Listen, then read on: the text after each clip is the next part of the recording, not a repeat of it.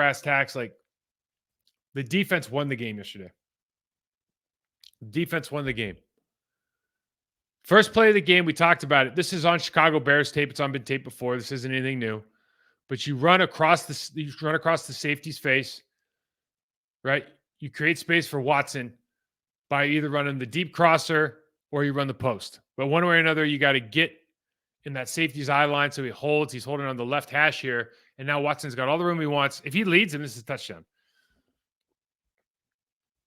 Great way to start the game. 53-yard game. We got to stop doing this right here. Let's do one thing at a time here. Jaden Reed's playing well. Hey, let's not ask him to be a lead blocker as a wide receiver coming in against this. This don't make any sense. They try to jump cut this. Here's the other thing with AJ. If it's not there, like he's trying to jump cut, man, just run right through this guy. Like, what are we talking about? You got space there. Just hug Zach Tom and go. See, when he starts jump cutting back here, you're letting a guy like that make a play. Kid's a good player, but come on, you're 250. Sometimes things are just going to work. So we got trips to the left. They're in man coverage. Obviously, Jack Campbell, the Iowa linebacker, is going to open up to Christian Watson here. Christian Watson runs the wrong route. Jordan Love throws it, ends up working, touchdown. You look at Christian Watson, hands on his head, man, because he knows, like, man, I got lucky. I screwed that up. He ran the wrong route. Yeah, I mean, it's really as simple as that. Sometimes it's just going to work. See, Josh Meyers here pops. So instead of running the guard out, you usually do a big pull for the guard. We're talking about Aiden Hutchinson trying to block him here. You block him with the tight end, but you pop the center. You don't see that a lot. It kind of shows off his athleticism for those people who say, oh, you know, he's not doing this and blah, blah, blah. The kid, this is why they draft him. The kid's got something to him as far as footwork and ability. Just got to clean up some of the details. Good completion there on man coverage. You know, on this play, interesting that, you know, they run man here. And usually when you run man, you're kind of required, and I think this is Dobbs, you're kind of required to come back, drop your hips good. Now come back to the ball. Doesn't really come back that much, and yet the corner's still not on him. And again, sometimes it's just going to work. So you look at this play, and we're going to go out with 89, and 85's should have a single because you got a 4-eye on Zach Tom, and you got a shade on Meyers.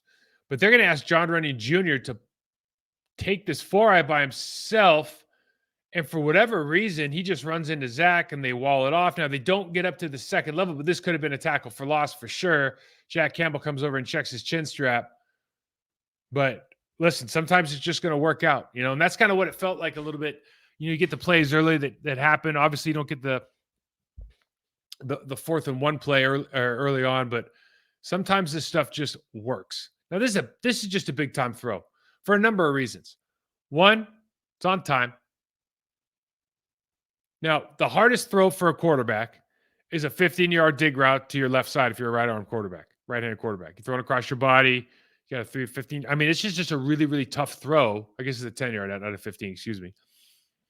But you got to doing this on time. This is back, like this is anticipation throw. I used to go to USC games when I was a kid, and I'd like to watch the quarterbacks warm up, and all they do is it's 1, 2, 3, 4. They get back to their 5th step, do a pat, and they just throw to a spot.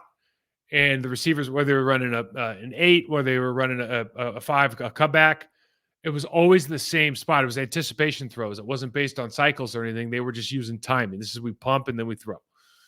This feels a little bit like that. Great timing, great anticipation, great placement. Now, rock and roll opportunity. This is a great call by head coach Matt LaFleur and his staff by putting in something. You see them when we come across the ball and they want to rock and roll the safety. So one rocks back, one rolls forward, okay? They're not doing it with any sense of urgency. And you'll see even now the safety who's off the picture right now, when he's off the screen, he actually comes out a little bit wide because of the motion, but it's slow. So you got a guy down at 7 yards, and all of a sudden they rock and roll. You see him show up now. He's coming from 15 yards, okay? So now he's 15 yards deep. He's got to figure everything out. Misses the tackle here. We got a 15-yard run. And that's basically just taking advantage of, hey, if we go across the ball, we see that they're not covering him in man. They're going rock and roll with that safety. We got ourselves a good chance here. This was kind of perplexing on this play. You got your fastest guy in the field. You're going to let him run an out uncovered. I guess they're worried about safety on the second level because they're in the red zone, but it seems like I think that might be Barnes out there. Like nobody's covering the flat. It was kind of a crazy play, but Packers will take it. Short week. This is just off the tape. So we showed this last week. Put Christian Watson in here. He's going to lead on like a safety or a corner, and there's going to be a safety in there. And we're going to try to make him like the lead blocker. I actually made fun of this play last week because he doesn't do a great job at it. But you take the same looks. This is what the game's about, especially in a short week. Take the same looks and formations, and now put a wrinkle in, put a play action into it. And this is exactly how they think about plays. All right, we have a concept. Let's make 4 things off of this, off the same look, so we keep them guessing. Did a great job here. We talked about the play action. We talked about making sure Aiden Hutchinson doesn't have a free run. So Tucker Kraft takes his shot on Hutchinson, then releases outside. That's a big deal. He releases outside and free up. Love does a good job of just getting rid of the ball and walking in the end zone for his first touchdown. Too bad we're not in Lambeau. Can't get a real Lambeau leap. Now, this goes unnoticed. First of all, John Runyon Jr., Zach Tom. Zach Tom did such a good job yesterday. Against a really, really, what I'm thinking now is getting kind of elite level-ish player in Aiden Hutchinson. He was fantastic. No issues with the snap count. No issue. I mean, he got beat a couple times. The ball's out, but he just did a phenomenal. That's the life of an NFL offensive lineman. But he did a phenomenal job. Now, Rasheed Walker gets bold right here, okay? And this could be, like, if this is Goff, he might step forward and take the sack. That's the way it was for them yesterday. But he doesn't. He escapes out. And, we don't think a lot about this play, but if you go back and you lose this game and he takes a sack there and he takes a sack somewhere else, if they get the hand on the ball and they fumble it, all of a sudden you're having this narrative changes completely. So my point is, it's not just what one person does where they get beat, where they don't get beat. It's how the whole thing goes together. And obviously the person with the ball, the quarterback most of the time, is so vital for making that group look good. Great pocket awareness.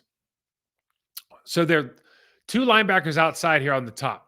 Okay, I think you got a running back and a tight end. You got your receivers on the bottom and a trips look. So they bring their linebackers out there because we're in empty. And they're going to man match this, which means whoever goes outside is going to be Anzalone. Whoever goes inside is going to be Barnes. Now, you see Tucker Kraft's on the outside. They do a great job of letting the Patrick Taylor clear. He clears, and as soon as Barnes just hesitates for a second, Tucker's got him beat because then they got the rub route underneath. And it doesn't take a long time for that all to transpire. Taylor clears. He runs underneath. He's lower on the rub route. We've got to run over the top of the linebacker. Great design. Again, these are great designs. And what we're finding out is Jordan Love throws these kind of short underneath routes pretty well, at least in the center of the field, which I think is what everybody always thought, as opposed to outside the hash marks. Outside the numbers, excuse me. Now, my best guess on this 4th and 1, my best guess is that Jordan Love's going the wrong way, and I'm going to tell you why I say that. There's no way 87's on the lead side here. Now, they're running a wedge, okay? They're running a wedge. But the way that you block this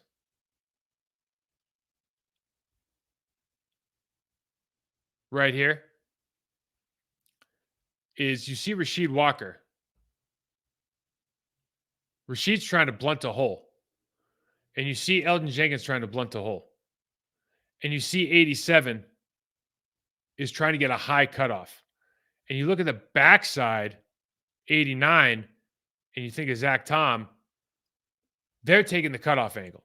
So my best guess is that Jordan Love's wrong here.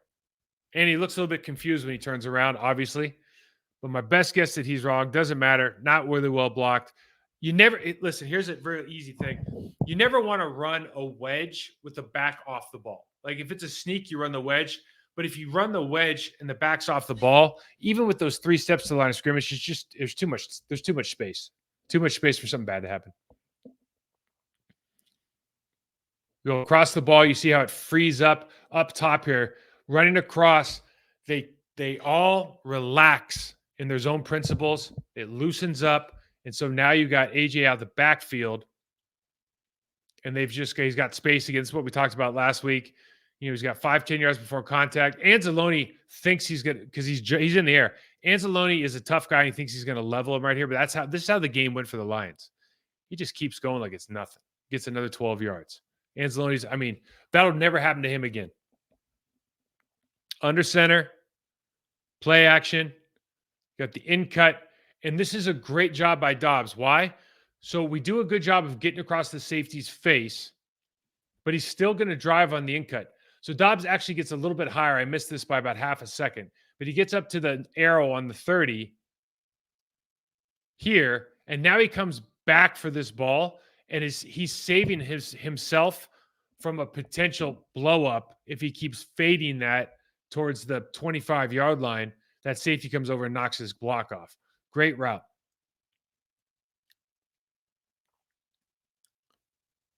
Good job here. I think that's on Barnes. Great job of hooking, getting your hips into it. We get just enough of Kaminsky there on the double team here with 85 and 50 here. Make the safety make the play. Obviously, Heath, you want to get a little more of that corner, but a great job by both tight ends and Zach Tom. Great job here. I'll point out John Runyon Jr. first. Great job by John Runyon Jr. here on the outside, just getting 1-2 pop, getting that guy out of the way, because this is kind of the downhill. This is the first read is your guard here, but backside where it really matters. I don't know what's happened here with my. Here we go.